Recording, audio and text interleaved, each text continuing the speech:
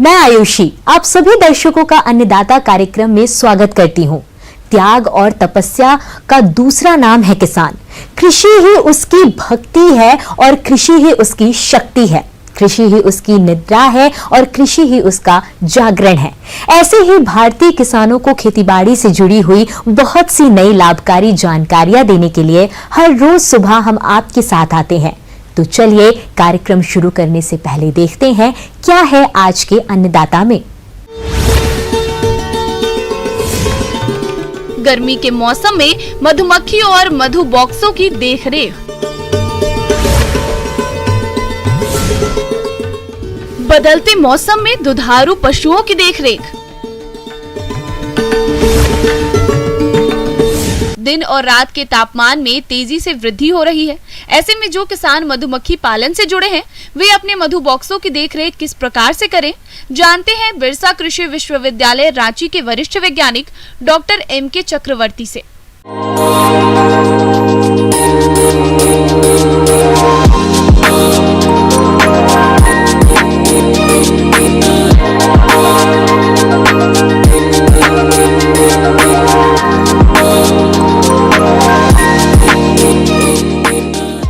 ये तो हम मानते हैं कि आप जाड़ा में सर्दी का मौसम में सरसों वगैरह से जो शहद निकालने का था वो सब निकाल लिए हैं पर्याप्त मात्रा में।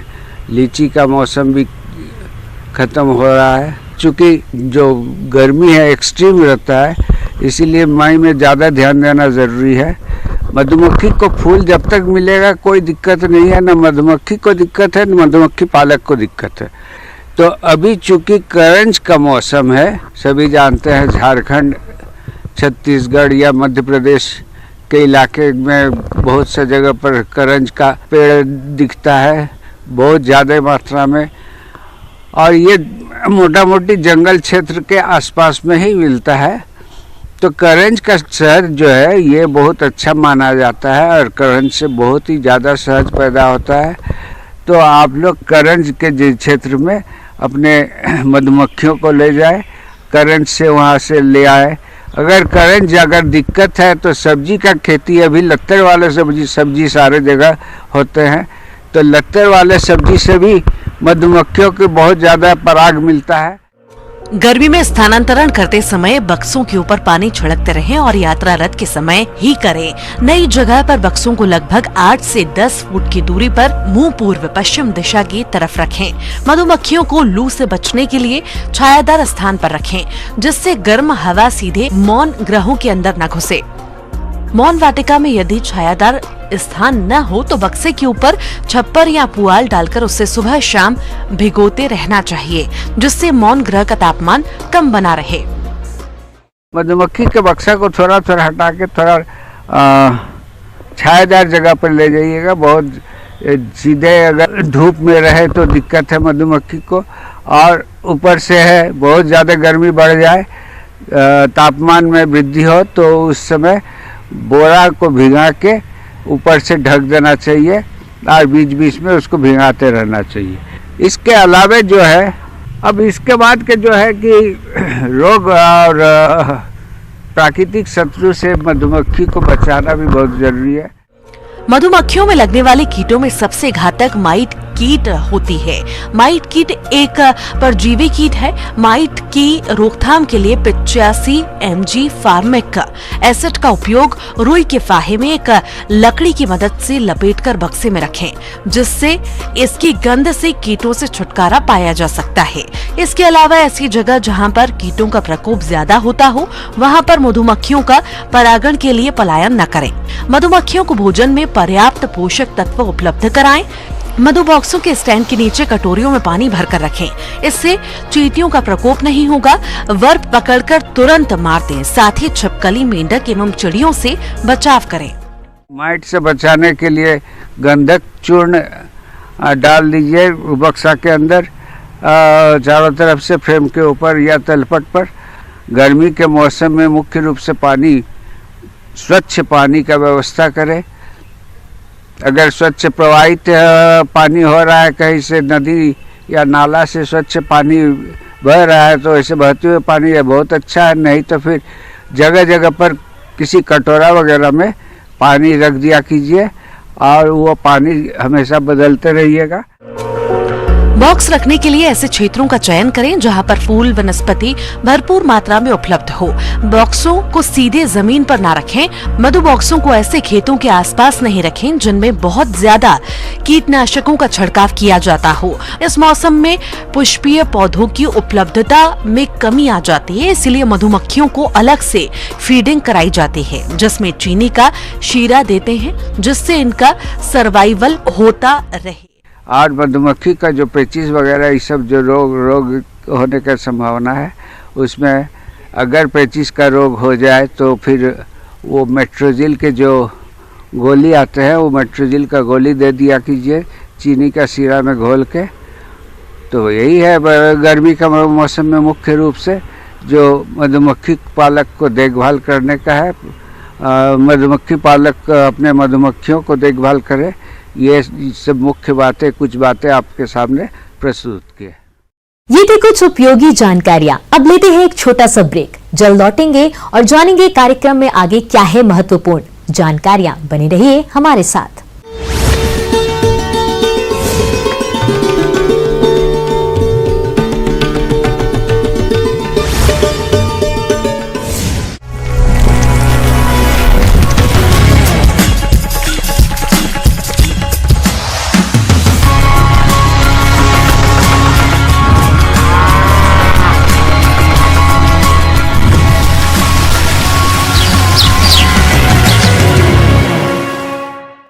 ब्रेक के बाद आप सभी दर्शकों का स्वागत है। चलिए अब रुख करते हैं अगली कड़ी की ओर। ठीक वैसे ही पशु भी इससे प्रभावित होते हैं, इसलिए मौसम के अनुसार ही पशुओं की देखरेख करनी चाहिए ताकि इनके स्वास्थ्य और उत्पादन पर कोई विपरीत असर न पड़े।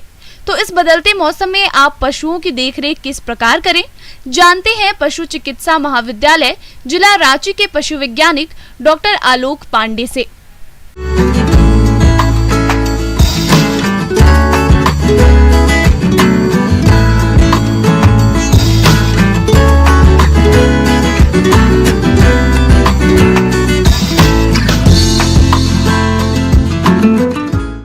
आज मौसम काफ़ी तेज़ी से बदल रहा है, गर्मी का प्रकोप बढ़ते जा रहा है। हमारे किसान तो परेशान हैं ही, उसके साथ साथ जानवरों को भी काफ़ी परेशानी उठानी पड़ रही है। तो ये मौसम जो है वो पशुओं के लिए बहुत नुकसानदायक है। अभी आप देखेंगे कि अगर आप थोड़ा सा ध्यान देना उस पर कम कर दें तो दूध एकदम कम हो जाएगा और हमारे जानवर जो हैं वो बहुत तरह के बीमारी से ग्रसित हो जाएंगे। पशुओं की आवास व्यवस्था। पशु का आवास जितना अधिक स्वच्छ और आरामदायक रहता है, पशु का स्वास्थ्य उतना ही अच्छा रहता है, जिससे वो अपनी क्षमता के अनुसार उतना ही अधिक दूध देने में सक्षम हो सकते हैं। अतः दुधारू पशुओं के लिए साफ सुथरी और हवादार पशुशाला का निर्माण जरूरी है। पशुशाला में सूर्य का प्रकाश और हवा का आगमन अच्छा होना चाहिए और गर्मी सर्दी के बचाव के लिए उचित होना चाहिए। गर्मी के मौसम में तेज धूप और लू से बचाव के लिए विशेष व्यवस्था करनी चाहिए ताकि आपका पशु स्वस्थ रहे। तो आप दूध कम ना हो, इसके लिए सबसे जरूरी चीज़ ये है कि आप उनको जो रहने का जो जगह है उसको सफिशिएंट स्पेस, वो जगह निश्चित रूप से उनको दें। जगह खुलादार होना चाहिए और अपना जो आपने शेड बनाया हुआ है उस शेड को, अगर आपका एस्बेस्टस का सीट है तो आप उस पर पुआल थोड़ा सा डाल दें, कम से कम 3 इंच 4 इंच तक उस पर पुआल डाल दें और पानी का छिड़काव करें। इससे काफ़ी राहत मिलेगा, गर्मी से जो उनको राहत मिलती है। हमारे किसान भाई जानवरों को रखने के लिए जो शेड बनाया हुआ है उसके आसपास में अगर आप छायादार पेड़ लगा दें, अगर उसके बाद भी गर्मी जाती है तो आप अपने पशुशाला है उस पशुशाला में निश्चित रूप से आपने जो खिड़की दरवाजे हैं उस पर एक बोरे का टाट लगा दें, उस पर पानी का छिड़काव करते रहें। और हमारे जानवर जो हैं उनको निश्चित रूप से 2 से 3 बार नहलाना जरूरी है। अभी आज के दिन में अगर हम कम से कम, अगर गाय है तो उसको 2 बार तो निश्चित रूप से नहलाइए, भैंस है तो 3 बार निश्चित रूप से नहलाइए। क्योंकि अगर आप चराने के लिए ले जाते हैं तो चराने के लिए सुबह के समय में ले जाएं और 10:30-10 बजे तक निश्चित रूप से उसको लेके चले आएं, क्योंकि गर्मी जैसे बढ़ेगी उनको ज़्यादा परेशानी होगी। किसान भाइयों, दुधारू पशुओं के पालन में सबसे अधिक खर्च आहार पर होता है। 2 लीटर दूध देने वाली भैंस को किलोग्राम अतिरिक्त दाना देना चाहिए और 2.5 लीटर दूध देने वाली गाय को 1 किलोग्राम अतिरिक्त दाना देना चाहिए। दाने की मात्रा पशु के दुग्ध उत्पादन पर निर्भर करता है। दुधारू पशुओं के आहार में हरा एवं सूखा चारा के साथ साथ 50 ग्राम खनिज मिश्रण और 30 ग्राम नमक प्रतिदिन खिलाना चाहिए। हरा और सूखा चारा गाय और भैंस के लिए आहार में प्रतिदिन दाना 2 से 3 किलोग्राम, हरा चारा 8 से 10 किलोग्राम, सूखा चारा 7 से 8 किलोग्राम पशु के उत्पादन और वजन के अनुसार खिलाना चाहिए। और उसके बाद डिहाइड्रेशन से उनको बचाना है, मतलब पानी का नुकसान होता है। तो पानी का नुकसान होता है तो उनको ठंडे पानी का व्यवस्था करें और निश्चित रूप से कम 6-7 बार उसको निश्चित रूप से पानी एकदम दें, क्योंकि पानी ही कमी हो जाती है और उससे फिर लू लगने की संभावना हो जाती है। तो अगर लू ना लगे इसके लिए हमको ये चीज़ें ध्यान देने की आवश्यकता है। इसलिए हरे चारे का बहुत ही ज़रूरी है कि आप उसको अभी के मौसम में हरा चारा दें। हरा चारा देना जो है वो सबसे ज़रूरी है, क्योंकि हरा चारा में पानी की मात्रा बहुत ज़्यादा मात्रा में होती है, कम से कम 50-60% तक पानी रहता है। तो उससे उनको जो शरीर में जो चाहिए, शक्ति चाहिए, वो भी मिलती है और साथ में उनको जो आहार का जो दूध को उत्पादन को बनाए रखने के लिए ज़रूरी है वो भी मिलता है। पशुओं से बीमारियों के बचाव का सबसे अच्छा उपाय है टीकाकरण। यदि पशुपालक पशुओं का समय समय पर टीकाकरण करवाएं, तो अपने पशुओं को बीमारियों से आसानी से बचा सकते हैं और अच्छा लाभ ले सकते हैं। आप किसान भाई एक चीज़ और ध्यान दें, अगर आप जो जानवर को खुले में ले जाते हैं तो गर्मी के समय में एकदम बचा के रखना है। अगर मान लीजिए कि लेके चले गए और उसको लू लग जाती है तो लू लग जाने पर एकदम जो जानवर जो है वो डिप्रेस्ड हो जाता है। उससे आप तुरंत डिहाइड्रेशन का जो शिकार हुआ है उसको पानी प्रचुर मात्रा में देना है, साथ में उसको इलेक्ट्रल पाउडर दीजिए और वो जो है पानी जो मिनरल लॉस होता है उसको बहुत हद तक वो आप उससे ये कर सकते हैं। और ज़्यादा लू लग गई है, ज़्यादा परेशानी हुई है तो पशु चिकित्सक से परामर्श लें। और लू लगने पे आप घरेलू अपना जो उपाय है उसमें यह है कि आप पानी में आटा डाल के थोड़ा सा गुड़ डाल के उनको 2-3-4 बार 5 बार उसको देते रहें। तो इन सब चीज़ों का आप अगर ध्यान रखेंगे किसान भाई तो आपको हमारे दुधारू पशुओं से जो नुकसान होता है वो नुकसान नहीं होगा और आप अपने जानवरों को ठीक रख पाएंगे। आगे और भी है कुछ रोचक जानकारियां, पर यहाँ पर रुकेंगे एक और ब्रेक के लिए। जल्द हाजिर होते हैं।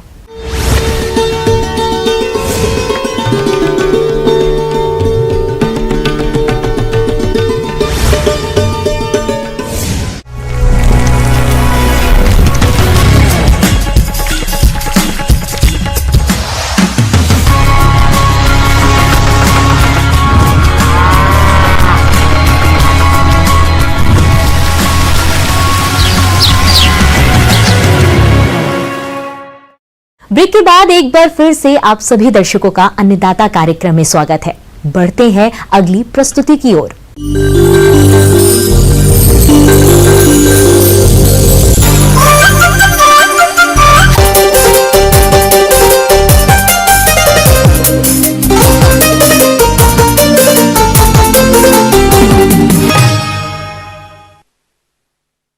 प्रदेश के जिन किसान भाइयों ने जायद में मूंग की खेती फरवरी-मार्च के माह में कर दी थी, उनकी फसल फिलहाल बढ़वार की अवस्था में है और इस फसल में मोजैक रोग बड़ी तेजी से लगता है। अगर एक बार फसल इस रोग की चपेट में आ जाए तो उसका नियंत्रण करना भी बहुत मुश्किल होता है। इसलिए समय रहते कैसे करें इस रोग की रोकथाम, जानने के लिए देखिए ये खास रिपोर्ट।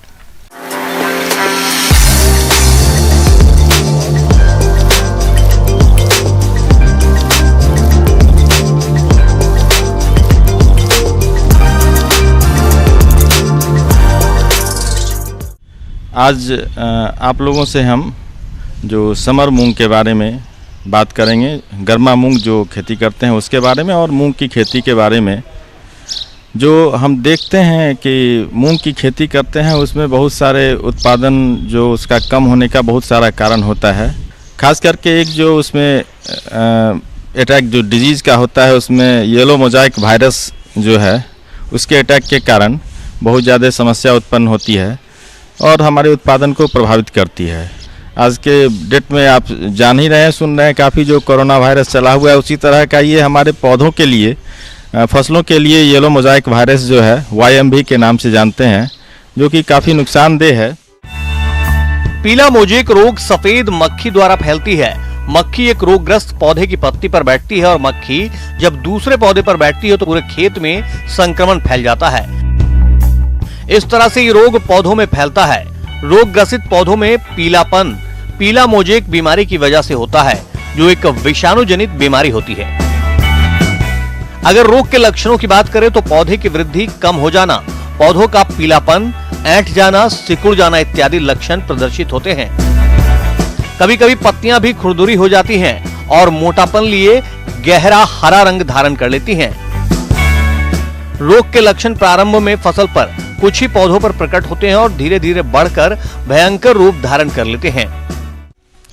तो इसमें खेती में प्रबंधन के साथ साथ जो जरूरी है येलो मोजाइक वायरस को कंट्रोल करने का, उसमें है कि सही बीजों का चयन होना चाहिए जो कि रेसिस्टेंट वैरायटी हो। तो इसमें हम जो किस्मों का चयन करते हैं उसमें हमारे पास PDM 11 काफ़ी अच्छी किस्म है, अच्छी वैरायटी है, आप इसको ले सकते हैं। पूसा विशाल है, हम 16 है, ये सब किस्में जो हैं काफ़ी अच्छी है। तो इन सब किस्मों को आप लगा के इससे बच सकते हैं। दूसरा जो इसका उपाय है, जो हमारा बीज, अच्छे बीजों का चयन, वीड जो खरपतवार है उसका नियंत्रण, और जो हमारे पास मिट्टी है, सॉइल है, उसका मैनेजमेंट, इन सब चीज़ों को अगर हम करते हैं तो हमारे पास उसके उत्पादन को, उसके बीमारी को रोकने का काफ़ी अच्छा ये उपाय हो सकता है। रोग से बचाव हेतु बीजोपचार के लिए बीजों को इमिडाक्लोप्रिड या एसिटामिप्रिड घोल में डुबोकर उपचारित करें।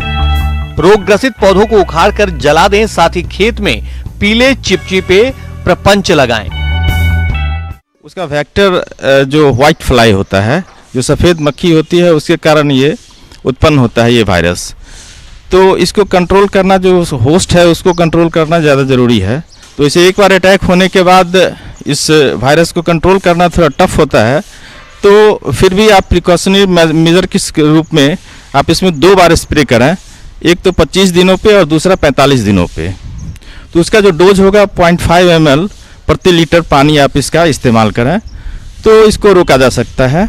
इसके बाद जो है विभिन्न और पहलू हैं, तो उसमें फसल चक्र जो है, क्रॉप रोटेशन, वो करके आप इसको रोक सकते हैं।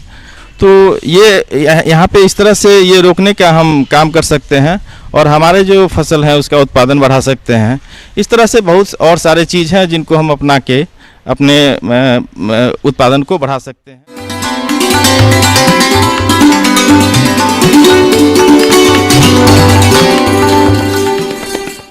अन्नदाता हेल्पलाइन निशुल्क फोन संपर्क सेवा के माध्यम से आपकी द्वारा पूछी गई समस्याओं में से 1 या 2 महत्वपूर्ण समस्याओं को हम अपने कार्यक्रम में शामिल करते हैं। इसी के तहत आज की चयनित समस्या और उसका जवाब इस प्रकार है। आज की निशुल्क अन्नदाता हेल्पलाइन में जिस प्रश्न को कार्यक्रम में शामिल किया गया है उसे पूछा है गांव अर्जुनपुर, जिला बक्सर के किसान महेंद्र प्रताप ने। आप पॉली हाउस में लगी शिमला मिर्च की फसल के प्रबंधन के बारे में जानकारी चाहते हैं, तो महेंद्र प्रताप जी इस बारे में जानकारी के लिए देखिए कार्यक्रम की यह प्रस्तुति।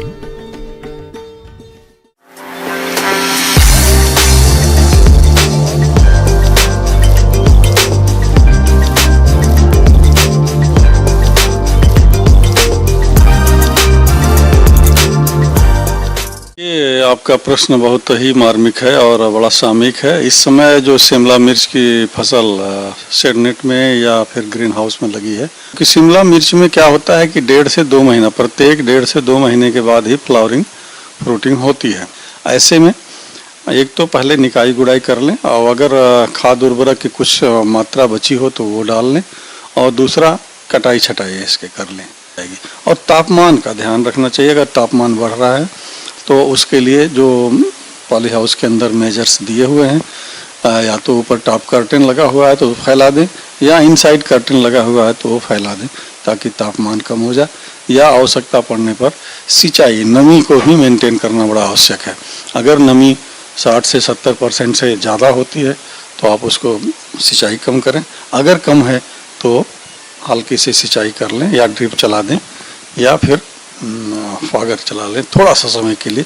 क्योंकि फागर चलाना शिमला मिर्च की फसल के लिए बहुत लाभदायक नहीं होता, क्योंकि इसकी जड़ें, पौधों की जड़ें बहुत हल्की होती हैं, पौधों को गिरने की संभावना हो जाती है। वृद्धि नियंत्रण। शिमला मिर्च की उपज बढ़ाने के लिए ट्राइकोंटानॉल 1.25 ppm रोपाई के बाद 20 दिन की अवस्था से 20 दिन के अंतराल पर 3 से 4 बार छिड़काव कर देना चाहिए। इसी प्रकार NAA 10 ppm यानी 10 मिलीग्राम प्रति लीटर पानी का 60वें एवं 80वें दिन छिड़काव करना चाहिए। पौधे को सहारा देना। शिमला मिर्च में पौधे को प्लास्टिक या जूट की सुतली से बांधकर ऊपर की ओर बढ़ाने के लिए सहारा दिया जाना चाहिए, जिससे फल गिरते भी नहीं हैं और फलों का आकार भी अच्छा रहता है। पौधों को सहारा देने से फल मिट्टी एवं पानी के संपर्क में नहीं आ पाते, जिससे फल सड़ने की समस्या नहीं होती है।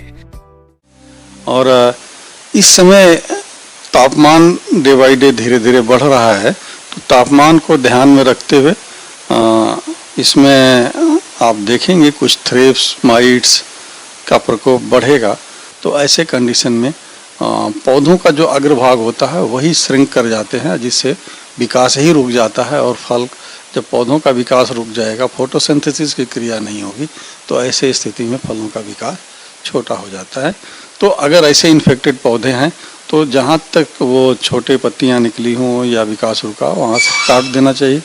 काट के हटा के दवा का इस्तेमाल तुरंत करना चाहिए। और इसमें इनके कंट्रोल करने के लिए आपको इमिडाक्लोरोपिड 0.5 ml प्रति लीटर पानी की दर से अगर थ्रिप्स लगा है तो इसके छिड़काव करें। अगर माइट लगा है तो डाइकोफॉल तत्व वाले केमिकल जैसे ओमाइट या मिटिगेट 1 ml प्रति लीटर पानी के हिसाब से मिलाकर छिड़काव करेंगे तो पौधों का अच्छा विकास होगा। और फल जो लगे होंगे, अगर वो मैच्योर हो गए हों तो मैच्योरिटी पर फल को हार्वेस्टिंग करना भी आवश्यक है, ताकि पौधों का बढ़वार अच्छे ढंग से हो सके। अगर ऐसा नहीं करते हैं तो इसके उत्पादन पर प्रतिकूल प्रभाव पड़ेगा। पौधों के अंदर किसी भी तरह की कोई समस्याएं या विकार उत्पन्न हो जाते हैं तो फल टेढ़े मेढ़े हो जाते हैं, या कालिक टाइप के लगे हुए हो जाते हैं, गंदे हो जाते हैं, उनके बढ़वार नहीं हो पाते हैं, और कभी कभी उसमें छेद भी मिलते हैं कीड़ों के द्वारा। तो ऐसे स्थिति में एक तो हम कहेंगे कि हर महीने में कम से कम एक बार माइक्रोन्यूट्रिएंट सॉल्यूशन का इस्तेमाल करना चाहिए।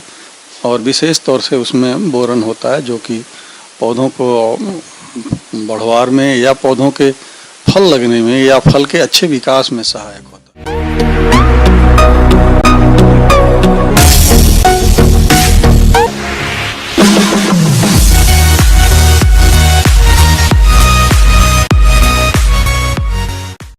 राज्य की विभिन्न मंडियों में कृषि उत्पादों के चढ़ते उतरते बाजार भाव की संक्षिप्त जानकारी इस प्रकार है।